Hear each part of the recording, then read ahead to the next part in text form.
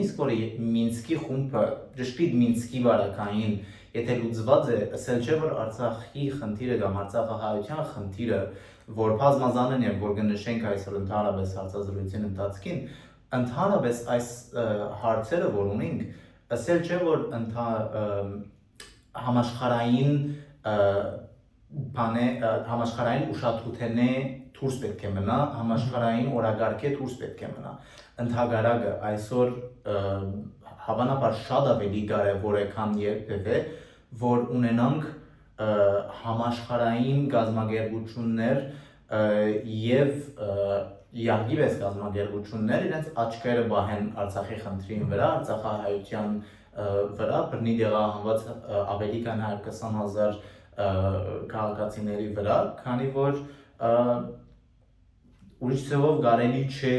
որևէ մեկ ձևով արդարություն գոյացնել։ Ուրեմն մենք այս ժողովին ընթացքին այդ մեկը